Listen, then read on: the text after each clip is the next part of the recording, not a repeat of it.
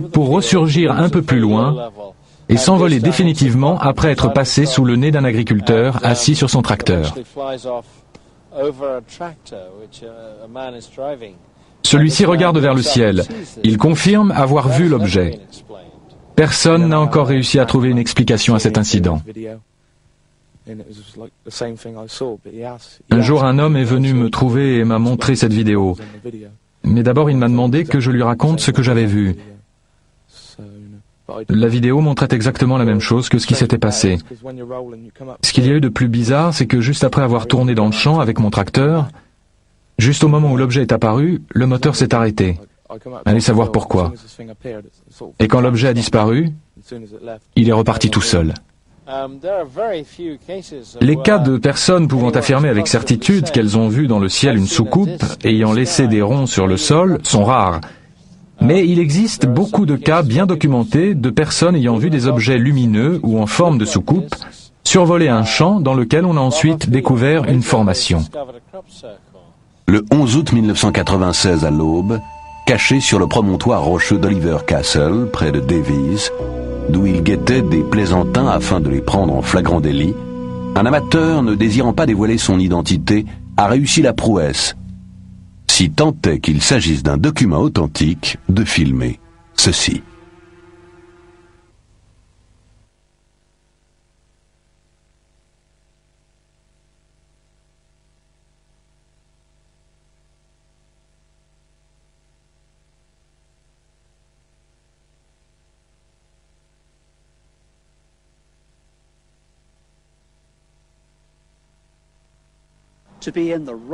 Il suffit de se trouver au bon endroit, au bon moment. Quand il y a 3 ans, j'ai donné une conférence aux Nations Unies, à l'occasion de laquelle je me suis entretenu avec Mohamed Ramadan, chargé de mission du groupe pour les questions paranormales. Il m'a été demandé d'enquêter de façon plus approfondie sur environ 70 cas s'étant produits aux 4 coins du monde. Il m'a fallu pour cela interroger tous les témoins affirmant avoir assisté à la création d'un crop circle. Il y a une chose sur laquelle ils sont tous d'accord, alors que par ailleurs ils se contredisent souvent, ce qui rend d'ailleurs leur témoignage d'autant plus crédible étant donné que, d'un lieu à l'autre, les paramètres ne sont jamais les mêmes. Il y a donc une chose sur laquelle toutes ces personnes sont d'accord, il s'agit de la vitesse fulgurante à laquelle ces formations sont apparues, entre 10 et 15 secondes selon les estimations. C'est également ce que nous a dit notre cinéaste amateur. Il n'a bien sûr pas compté les secondes, mais nous les avons sur la bande. Il s'est écoulé exactement 7 secondes entre l'apparition des objets et celui où tout est terminé. La structure de base a été réalisée en 3 secondes. Le film peut très bien avoir été truqué par ordinateur, car lors de la projection des données numériques à l'aide d'un équipement bon marché, le mécanisme image par image engendre des pertes de couleur sur le bord supérieur de l'écran. Il est également possible que le film ait été construit minutieusement image par image et qu'en passant de l'original à la copie, on ait omis de passer le Time Base Corrector, car les pertes de couleur peuvent également être dues à un découpage non professionnel en système PAL. Quoi qu'il en soit, nous devions vous montrer ce film, car il illustre très bien le propos des témoins au sujet de l'apparition des formations. Ce document aide à se représenter le phénomène.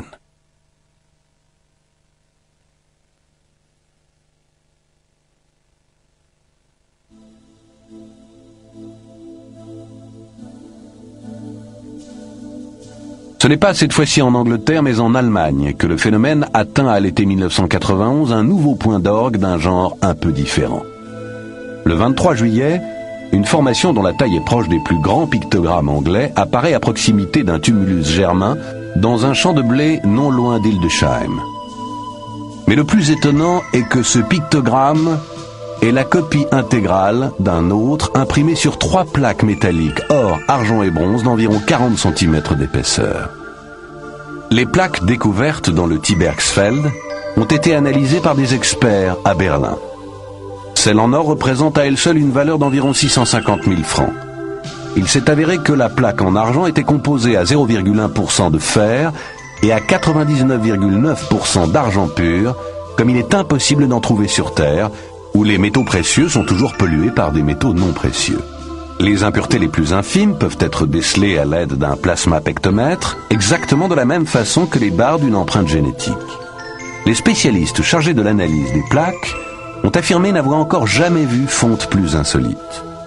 On peut supposer qu'il s'agit de 3 exemplaires extraordinaires des fameuses plaques de culte germanique. Mais pourquoi cette formation a-t-elle été imprimée sur ces plaques? Le mystère s'épaissit lorsque l'on consulte l'édition de Leipzig de 1890 des Eddas, recueil des traditions mythologiques des anciens Germains, et que l'on y lit « Aussi retrouverez-vous dans l'herbe les tablettes en or miraculeuses dont Odin et les As se servaient pour communiquer. » Certains astrophysiciens ouvrent des voies dépassant de loin les dimensions einsteiniennes et constituant les éléments d'une nouvelle compréhension de notre existence. Johannes Butler est l'un d'eux. Ces conclusions trouvent un pendant dans les travaux du biochimiste Rupert Sheldrake, qui a exposé sa théorie dans un livre intitulé « L'univers créateur ».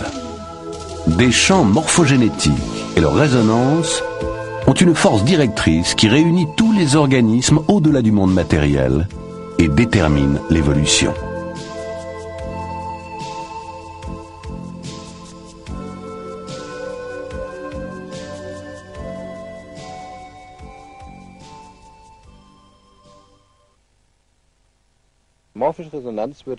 La résonance morphique signifie qu'une structure, une forme existait déjà et qu'elle était aussi chargée émotionnellement. Ce pourrait être le cas par exemple pour les plaques cultuelles. Cette structure aurait déjà existé. Existe et l'information enregistrée dans un champ morphogénétique pourrait être réactivée des milliers d'années après, comme on consulte un fichier. En se rematérialisant, les motifs pourraient être perçus, par exemple dans les champs de blé ou de colza ou dans les prés. S'il ne s'agit pas tout bêtement d'un canular, il se peut très bien que ces plaques correspondent à un authentique phénomène de résonance morphique. Les plaques cultuelles sont par définition chargées émotionnellement, puisqu'elles ont autrefois servi de support à des rituels. La symbolique est ici archétypale. Elle avait une signification extrêmement forte et cette signification n'a pas disparu. On peut par conséquent comprendre que lorsque ces plaques ont été découvertes dans le Singfeld, à Grasdorf, cette information, cette forme se soit matérialisée, soit apparue comme un pictogramme esthétique. Le problème des ovnis est traité à la légère. Ce n'est pas parce qu'un phénomène est physique qu'il n'offre pas des perspectives psychologiques. Le problème des ovnis existe depuis des millénaires et nous savons que des ovnis, des objets volants inconnus, survolaient autrefois les lieux de culte. D'ailleurs, il n'est pas du tout impossible que ce soit justement pour cette raison que ces lieux sont devenus des lieux de culte. Les objets inconnus qui apparaissaient dans le ciel et parfois atterrissaient étant pris par les gens simples des époques reculées pour des dieux. Si l'on veut attaquer le problème par la racine, il faut maintenant se demander s'il est possible que les phénomènes énergétiques soient pertinents pour les visiteurs venus d'ailleurs.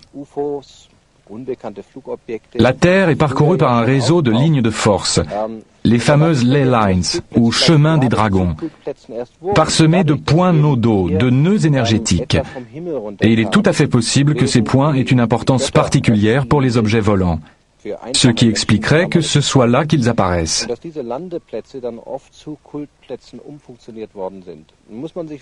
Cela ne veut pas dire pour autant que les ovnis sont la cause des pictogrammes, mais qu'il y a en tout cas coïncidence entre les deux, du fait de l'activité énergétique antédiluvienne du lieu. Il y a là un rapport incontestable.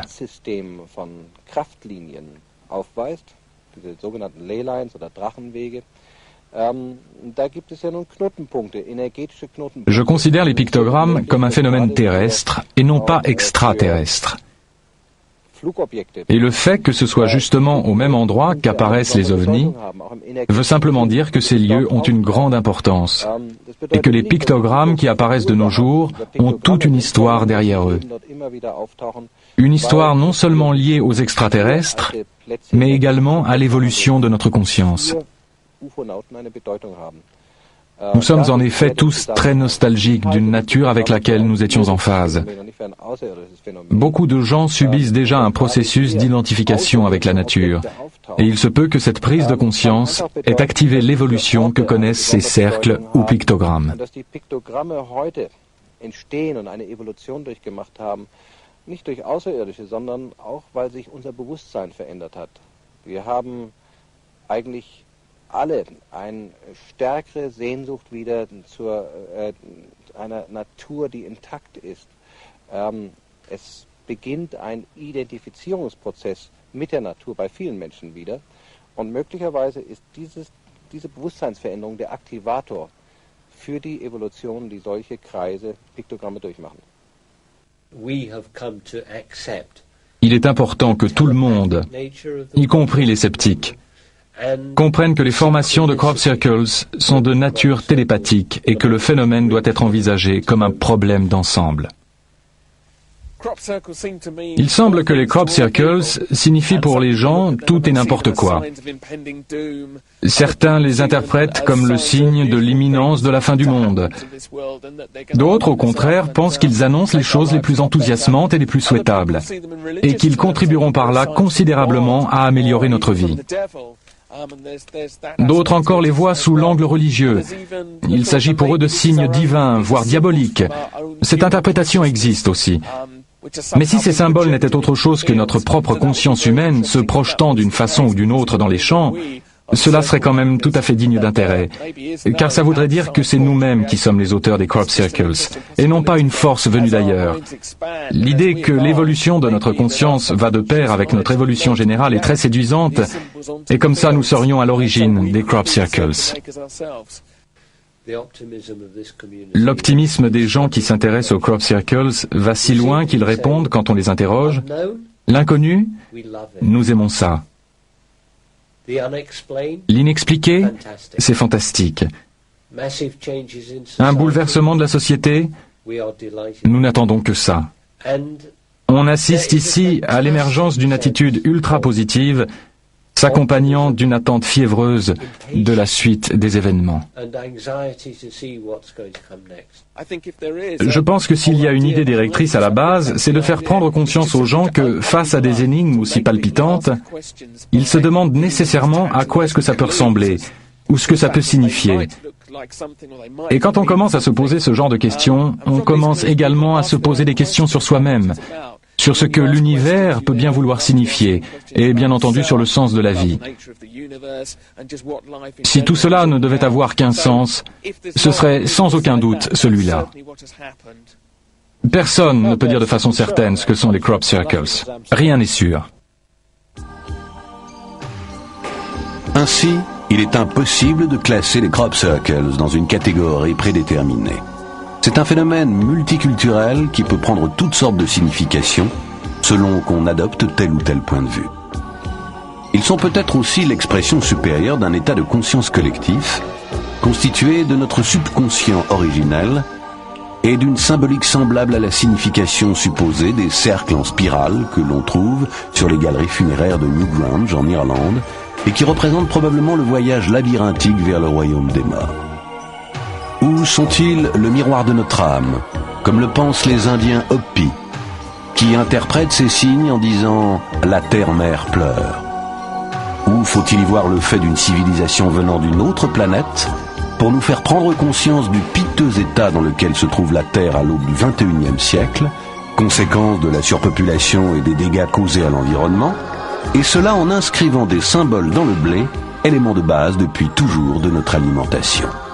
La ressemblance avec la représentation de l'ADN, siège de notre génome, de toutes les informations concernant notre hérédité, de celle des animaux et de celle des plantes, ne nous invite-t-elle pas à comprendre à quel point tout est génétiquement programmé et que nos capacités de manipulation génétique ne doivent pas être sous-estimées? Peut-être n'est-ce pas par hasard si les auteurs de ces signes s'adressent directement et de façon à ne pas passer inaperçus à tous les hommes et non pas aux seuls dirigeants. Ou peut-être Doug Bauer et Dave Corley, ainsi que leurs émules, ne sont-ils que les instruments d'une conscience supérieure, puisque eux-mêmes affirment ne pas savoir ce qui les a poussés au début à prendre part à toute cette histoire. En tout cas, personne n'est aujourd'hui en mesure d'apporter une seule et vraie réponse à la question des signes du temps.